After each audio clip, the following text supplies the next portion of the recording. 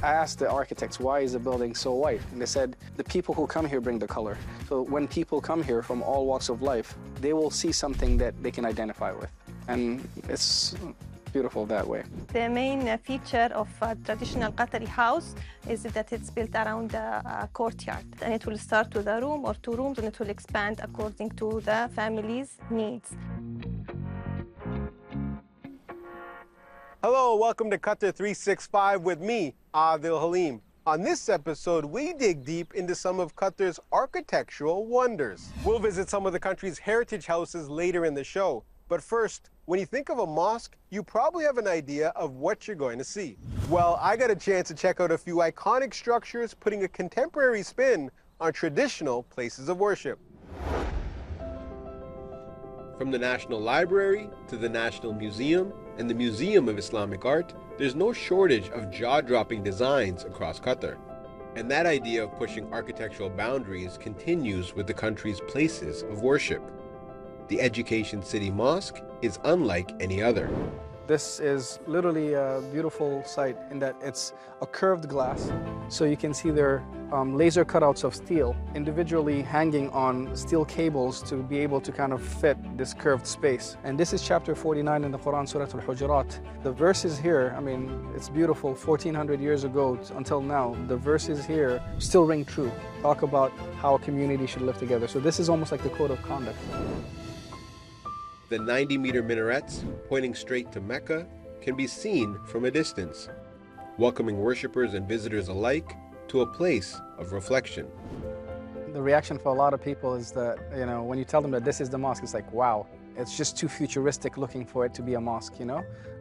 And I think that's part of the appeal, is that it challenges people's notions of what an archetype of a mosque looks like, especially for this region. Suleiman Ba says the mosque is meant to be more than just a place of prayer. And he would know. In 2015, he came as a master's student. Soon after, he started working here and never left. And what is unique about this building, by the way, is that it's a mosque that also houses a university. And that goes back to it's the mosque being the madrasa, the mosque being the place of learning. The function of the mihrab, even before microphones were invented, was for the acoustic. The space allows the recitation of the imam's voice to amplify, you know, to kind of project backwards. He says the mix of traditional Islamic architecture with modern architecture speaks volumes. The beautiful blend of modern parametric architecture. It doesn't have a specific shape. It's not a square, it's not a circle. It's rounded in one part, elevated in one part, lower in another part, almost like a sand dune. It's the minarets are reimagined. They're not your lighthouse type of towers. They are, you know, tilting and giving you a bit of a cardinal direction.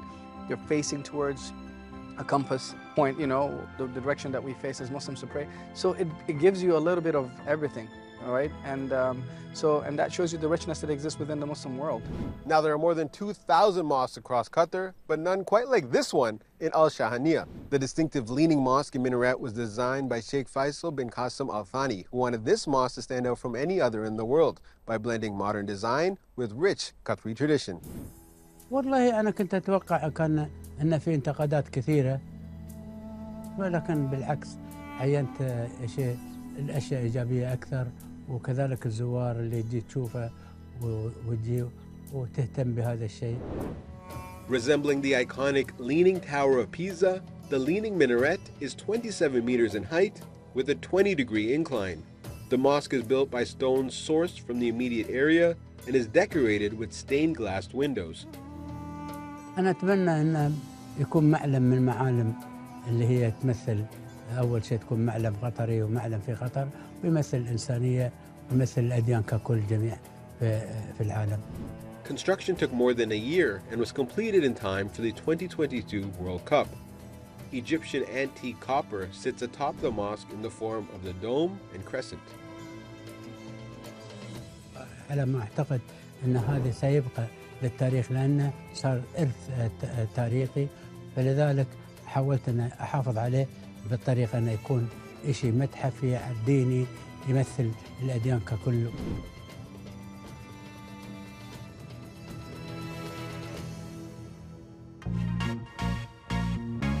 Ibrahim Jaida is a man with a vision. The internationally renowned Qatari architect has designed a wide range of buildings, including contemporary mosques luxury hotels, mega shopping malls, and even a World Cup stadium.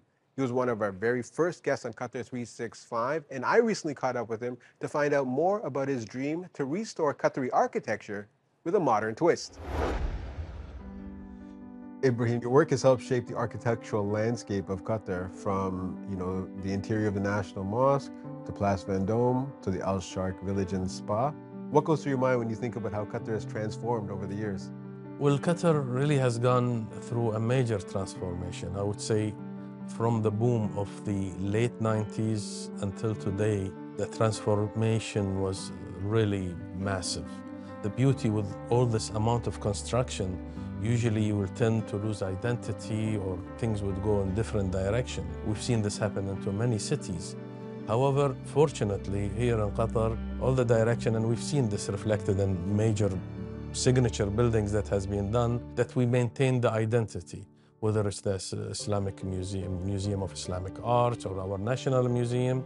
And the stadiums are a perfect example. Each stadium reflects our culture in direct or indirect ways. Speaking of stadiums, you designed Al Tumama, which was the host of the FIFA World Cup and more recently the Asian Cup. Growing up, did you ever think you'd design a world-class football stadium? Never did, actually. Even when Qatar was announced to host the event, I didn't think I would be doing a stadium. And it was like a dream come true for me to not only to design such a massive project, and it's a statement, but to be part of representing my nation to the rest of the world was an honor that I'll cherish for the rest of my life. You said your dream is to create a farij or a small neighborhood with a courtyard. Presumably this is to reestablish a sense of community. Indeed, I think after the oil boom, big master planners came from all over the world and designed our new neighborhoods. That did not put into consideration what was our neighborhood consisting of. It was the clusters were closer to each other, courtyard, there's a privacy, there's a sense of neighborhood, but we lost that. My dream is to revive the old neighborhood, to take the qualities of the past, the privacy, the walkability, the environmental response to our environment, and put it back into a modern neighborhood. When you drive around the city and you see projects that were designed by other people as well, does that also give you inspiration? Certainly do. It's a beautiful sign, because our town is becoming like an encyclopedia of the most contemporary architecture. How did these star architects translated our identity into these buildings? So I think that speeds up the learning curve, and it's beautiful to have different type of architects, different approaches. It's a good sign for a city to have an influx of creative architects building and designing that city. It's a very good sign. Amongst Qatar's impressive skyscrapers and modern infrastructure, its living history is sometimes hidden in plain sight. But look closer and you'll see buildings like these ones. Qatar's heritage houses are scattered all over the country, preserved as a reminder of its humble beginnings. Laila Humaira took a trip down memory lane to uncover the secrets and significance of these historical structures. This is Education City, a sprawling site in an area called Al Rayyan. It's a center of knowledge and wisdom. Around 70 years back, all but only a few structures stood in this place, the houses of Qatar's modern forefathers. Noor Allah and her team at Qatar Foundation have been tasked to keep these heritage houses alive for years to come.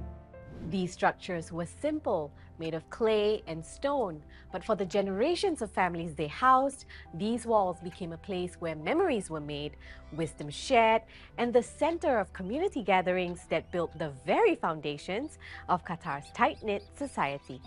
The builders of that era had two things in mind while constructing these houses: privacy and protection from the hot desert climate.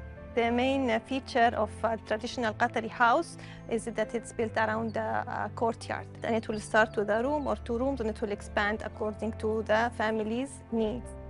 There is only one room that faces outside or has windows to the outside, and that's the majlis. The majlis is the reception room where the men of the house greet their guests. So the majlis has no interaction with the inner part of the house, which is more private for the family members and the females of the family members. Other features, like the wood sticking out from the roof, were created unintentionally. The wood was very precious, so that's why you see like the different lengths in the, it's called danshal, different lengths of the danshal woods, because nobody would cut the piece of wood. So you will see like the width of the rooms does never exceed 3 meters. These danshal beams provided a roof over the heads of the families, shielded them from the sun, and improved airflow to keep the house cool. And to build the rest of the house, they only had to look around them. They would use the materials that were available in the land. So mostly we will see most of the houses are built initially with stones that are available in the Qatari land. While Qatar's futuristic skyline continues to evolve, it's historical houses like these that the country is also proud to preserve for future generations. There's something called cultural continuity, these things that create the identity of the person and then creates the wider identity of the nation. So if by preserving those aspects of the culture, of the tradition, especially built heritage, the materiality that represents the memories, so that memories could be passed to next generations and the identity could continue to be rooted, and the people could continue to feel a sense of belonging to where they are. From contemporary mosques to heritage houses, we hope you enjoyed this episode exploring some of Qatar's architectural wonders. But that's all the time we have for now. For more, check out Euronews.com and connect with us through our hashtag. Thanks for watching, and we'll see you next time on Qatar 365.